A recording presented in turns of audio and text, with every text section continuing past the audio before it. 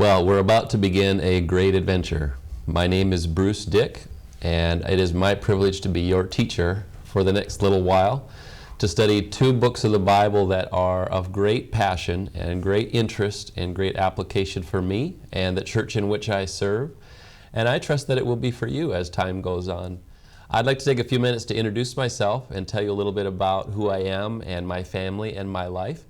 I told you my name. My name is a good German name. My ancestors are German who came to America after spending some time in Russia due to some persecution there. So I have a great love for your country. My family grew up in North Dakota, which is one of the northernmost states in the United States of America. It borders Canada. So oftentimes we would in the summer go into Canada on fishing trips. So that is a country that was closest to us. I grew up on a farm. My parents, my grandparents were farmers in North Dakota, and I grew up with a great love for the farm. We had dogs and cats, and we didn't have cattle or any other kind of livestock. We were grain farmers. We raised wheat, barley, oats, flax, small grains, things like that. And I remember as a boy so many times just going on adventures in the backyard, in the trees, playing. My brother, I have one brother and two sisters. My brother is 2 years younger than me. And we would have so many adventures that we would go on in our backyard and play, inventions to make and create things in my father's shop. I had two sisters. One is 8 years younger than my father, 18 years younger than I am, and loved them both. My parents right now are a little over 70 years old. They are retired. And all of my siblings and my parents moved to a different state. They live in the state of Nebraska. So I'm the only one of my family that still lives in North Dakota. Well, as I was growing up and loved the farm, I thought that when I grew up, God was going to let me be a farmer. That's what I wanted to be. And so I learned what I could, and I did what many of my friends did and what some of you have done, and that's attend a Bible college after I got done with high school. And for 4 years, I attended Bible college and enjoyed that, enjoyed the study, enjoyed the relationships. I played on the college basketball team. I wasn't a very good basketball player, but I was a hard worker and a good defender and a part of some amazing experiences, and God has used them to shape my life even to this day. But it was my junior year in college where I met a new pastor. He had come to my home church in North Dakota. He had just graduated from seminary, and we began a relationship. I was just very young, and he was right out of seminary, and he said, "Bruce, I think that one day you should be a pastor." And I said, I don't want to be a pastor. I want to be a farmer. And he said, "No, you have something in you that you're a teacher." And I had been teaching Sunday school since I was about 13 years old. I had a love to teach and love people and love teaching. And he said, "Bruce, I think you should consider seminary when you're done with Bible college." And I said, "Yeah, maybe." And he says, "I know where you should go." And he recommended the seminary that he had attended in Dallas, Texas. It was in my junior year of college where I said, maybe I should see if this is what God wants. And so I got an application for this seminary, and I thought, they're never going to accept me. They want future pastors in their school. I'm going to put on there, I want to be a farmer. And so I'm sure that they won't accept me. But I filled out my application in my junior year, and it took a number of months, and it was very difficult to get into this seminary. So I thought, yeah, that's fine. I'm just going to go home and farm. Well, a few months later, I came back. It was now the fall of my senior year of college, and I got a letter in the mail, and it said, "We'd like to welcome you as a future student of our seminary." And I go, wow, this is really going to happen. And so after I graduated from college, I started the next fall in seminary in Dallas, Texas. I still didn't think I was going to be a pastor. In fact, I only chose the 2-year degree program because I thought, I just want to know more about the Bible.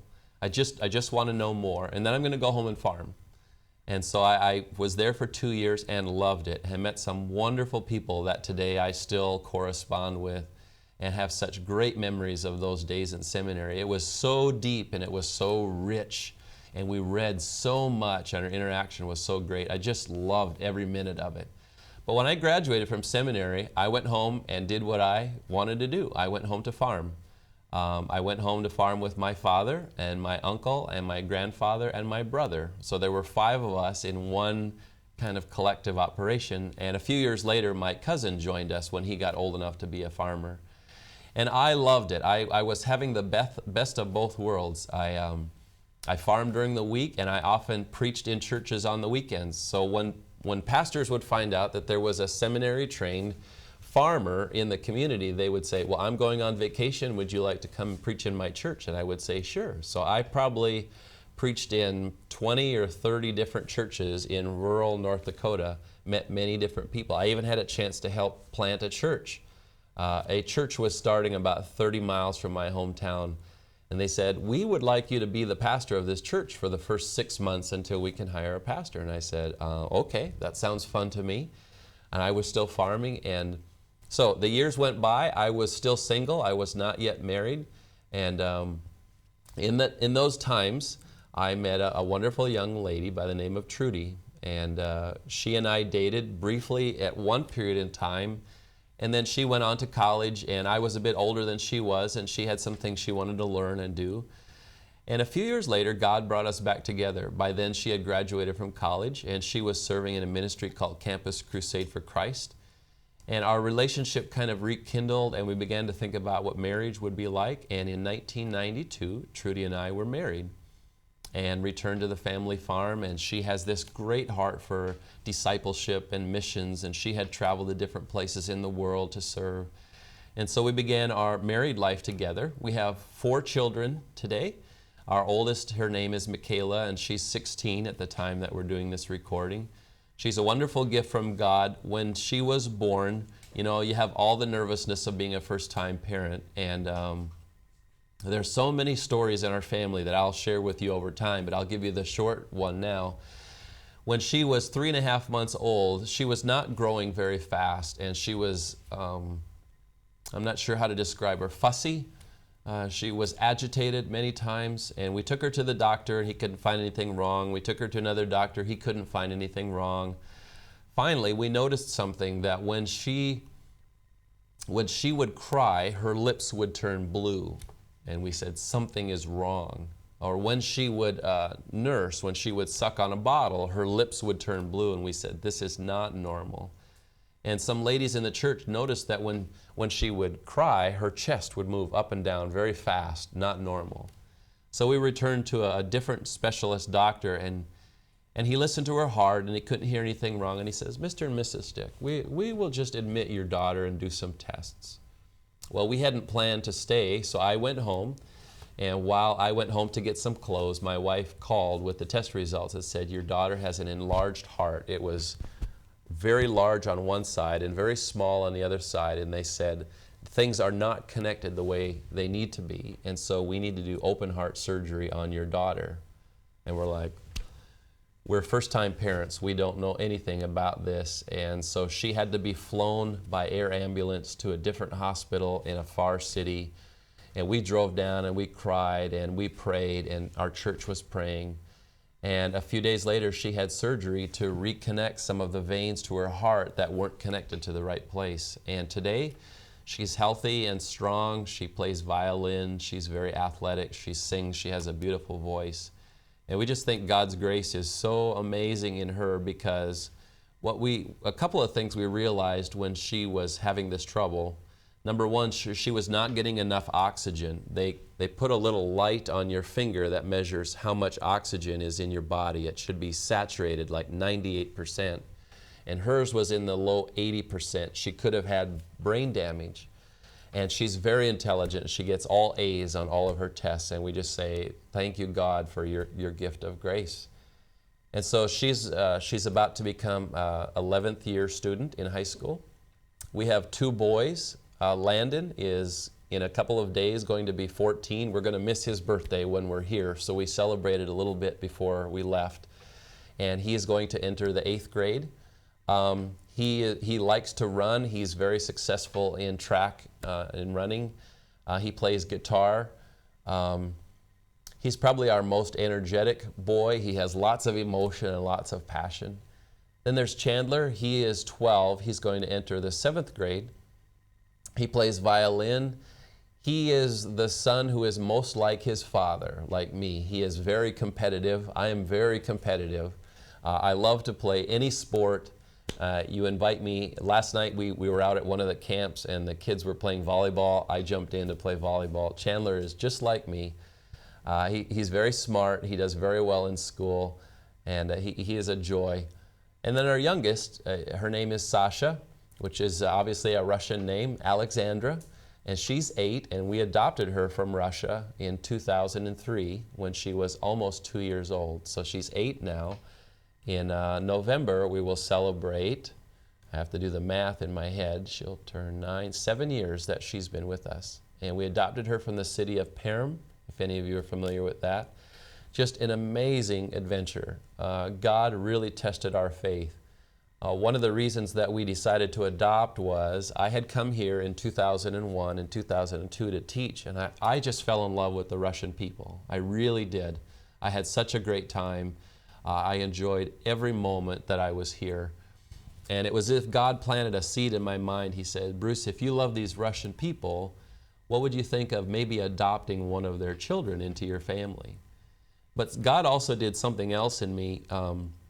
My wife and I had talked about how many children we would have, and we had 3. And we had talked about adoption a little bit from time to time, but nothing real serious. And it was as if God said to me, Bruce, I'm planting this idea in your mind, but do not tell your wife. I'm like, why? But I didn't say anything. At the same time, God was doing a work in my wife, Trudy. And one day I came home from church, and she was crying. And I said, oh no, did I do something wrong again? And I said, what's wrong? And she said, I got this video about Russian adoptions, and I want to adopt a baby from Russia. And I said, wow. And it was as if God said, now tell Trudy what you've been thinking. It's very special to us. And I said, I have something to tell you, that I believe God wants us to adopt from Russia too. And so that began the journey. And the reason God used that so powerful was that there were times of great agony in the process of adopting. It was very slow, and the people who were trying to help us on the American side were very slow, and we were like, God, are we supposed to do this? And that affirmation, that conviction that we were supposed to adopt was so strong that it helped us endure those times of wondering what we should do and when we should do it. And 2 years after we started the process, Alexandra came into our home. She was almost 2 years old when we adopted her.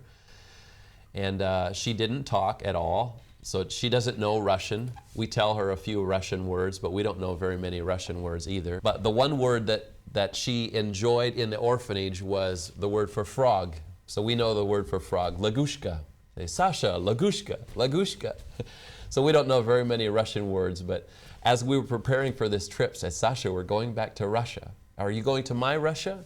Well, we're not going to your town, but we're going to a different town. And so we talk about Russia with her many times. Her favorite activity with me is when we tuck her in bed at night, or when I put her to bed at night, she'll say, Daddy, tell me a Russia story. I say, okay. So I'll say, and so I'll have this voice like this, Sasha, let me tell you what it was like when we saw you for the first time. And she lays in bed and her eyes are real big, like, and she just listens the whole time. And so, you know, maybe once a week I'll tell her a little part of the Russia story, something in the orphanage or something when we met her, or when she got her passport pictures. And she's learned to talk. She's learning English. She finished the 1st grade. She'll go into 2nd grade next year. And she's a joy. We're still finding out what her gifts are. She loves to sing. She likes to dance and very acrobatic. But we're going to see what gifts God has in her. So that's our family. And Trudy's parents are helping take care of them while we're gone. But let me complete the story about how God directed us to this work. I told you that I farmed. Well, in 1997, my father, my brother, and I all decided that we would no longer farm Conditions were very difficult for farming at that time. And so we all decided that we would quit farming. And so Trudy and I began to look for a church that might be interested in having us come. And it was at that time where 40 miles from where we were farming, a church was opening up a new position, an associate pastor position. And so we applied for that position, and we became that church's first associate pastor in October of 1997, and that's where we've been since that time. God has really challenged me as a pastor. I began as an associate pastor, and a year later I became the senior pastor of that church when the senior pastor left. And so I've been doing preaching for all of these years, learning, growing. I think the thing that I learned about being a pastor is that there is always more to learn. There's always room to improve and to grow, whether that be in preaching or in counseling or in leading people, providing leadership. There are times when I say, Lord, I want to farm again. Please take me away from this church. I don't like this anymore. And there are times where I say, Lord, this is the greatest job in the world. Thank you for making me a pastor. And I just want to be honest with you that if God calls any of you to be at work in full-time ministry, it will be the greatest challenge and the greatest blessing you will ever encounter. And I don't think that that matters whether you're in Russia or the United States or anywhere. But God has given me so many opportunities to teach and to preach and to share. And so it's just a joy to be with you here. Each of the 4 times that I've been here, I have taught a course called How to Study the Bible. I love that course more than anything that I teach, because to have a chance to sit down with people and say, if you've never studied the Bible before, or even if you've tried to just read it, did you know that God wants you to understand it? And so we walk through the basic tools that anyone can learn to help understand what a particular passage means or what a whole book says. And so it's just a privilege to have been able to share that. And so this is my first chance to actually share the study of a couple of books of the Bible with you, which is what we're going to do with 1st and 2nd Timothy. And these are a couple of books that I have studied and preached through in my home church, and I am very excited to share with you. And I think there is so much application that you're going to see, whether you are students, whether you are working in your church, whether you're even a pastor. I think that the principles here cross cultural lines. I think they cross eras of history. I think that the principles that we're going to learn and the study that we have great application to virtually anywhere in the world, and especially in God's church right here and now. We invite you to participate in the International Bible Teaching and Gospel Sharing Project. Whether these Christian expanded educational opportunities will become available to people around the world depends on all of us. We very much need and value your prayer and financial support. For more information, please visit www.tvseminary.com. So what I'd like to do is to transition from talking about who I am and what my past and present is like, is to kind of work our way through the syllabus. I've prepared a very simple syllabus about what we're going to be studying, and I just want to walk through that with you for a little bit. And I have to call that up here in my documents. The description says simply this: it is designed to provide the students with pastoral and exegetical insights into 2 of the 3 pastoral epistles. Now, 1st and 2nd Timothy are 2 of the 3 pastoral epistles. Titus is the 3rd one. We won't be studying that book with you this time. But the focus is going to be on understanding the meaning of these letters, as well as giving practical and pastoral insights to assist the student in their personal application, as well as those with whom they will share what they learn. My goal is not simply to be an academic teacher. My goal is that when you leave this study, you will say, I can see now how that might apply in my church. I can see how that might apply in my family. I can see how that works in my life. I love word study. So a lot of what I share with you will have to do with the meaning of words. So we'll talk about this word means this, and it could mean this in another context, but this is why Paul chose to use it here. And so my prayer is that the things that you learn, and every one of you is going to take different things away that I think will be helpful to you in no matter what way God allows you to serve. Our objectives are 4, and they are these. First, to gain an understanding of the overview of both 1st and 2nd Timothy based on a synthetic approach to Bible study. So a synthetic study looks at the overview. I call it the umbrella. If you were to create an umbrella, and underneath that is 1st and 2nd Timothy, you would get an overall understanding of what the book is about. And that's what we want to help share with you. And that's what we're basically going to do today. I'm going to share a lot about the background, and that becomes our second course objective. It's to understand the background and the context of 1st and 2nd Timothy as an aid to understanding the meaning of each letter. I'll talk more about this later, but you may be frustrated by the end of our first day together. You say, isn't he ever going to study the book itself? What we're going to do together is actually get deeply into the background of who is Paul, who is Timothy, where is Timothy, why is he there, where's Paul when he writes this letter, what's happening in their lives. As I said, I'll tell you more about this later. But I want you to imagine that we're building a new home.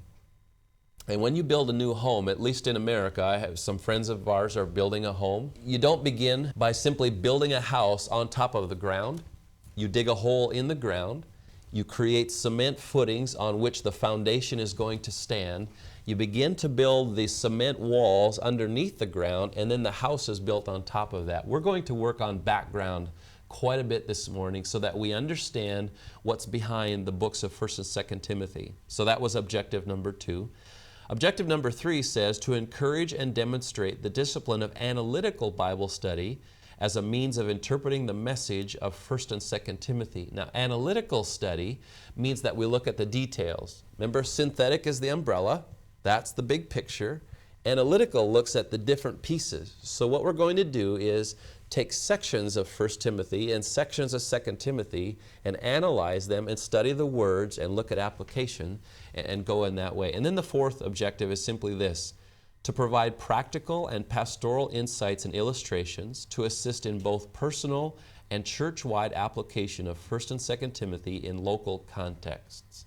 So what we're going to do, as I said before, is I'm going to tell stories. I love to tell stories. I say, you know, I was looking at this verse and it occurred to me that it might have this kind of meaning in this particular context. So I'll say something about my family or something about our church. And I hope that when I do that, you will leave and say, I understand that. That's what that looks like, because maybe I gave you an example.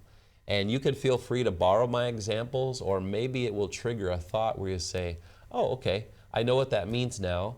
I know an example of that in my context. So other than that, we're going to spend time just talking and interacting with the two books of 1st and 2nd Timothy. So I think that that's probably enough for just the overview of where we're going to start. That's a little bit of who I am. It's a little bit of the syllabus and what we expect to accomplish over the time of our study together. And I think we'll get into the background in a couple of minutes after we take a short break. So thank you.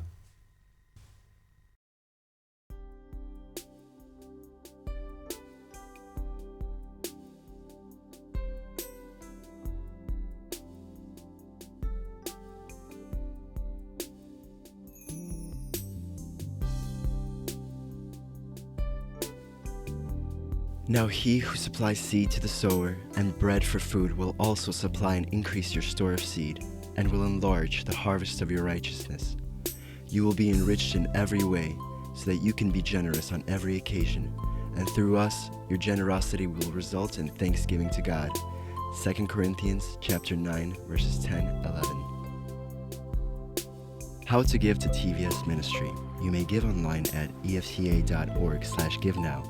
In the description place, write Russia Distance Learning, account number 24109-0150. Or make checks out to EFCA.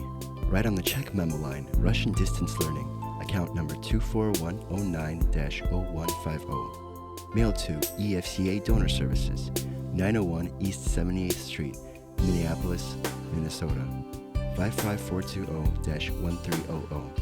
Or send your gift through PayPal for tvs.gift@gmail.com.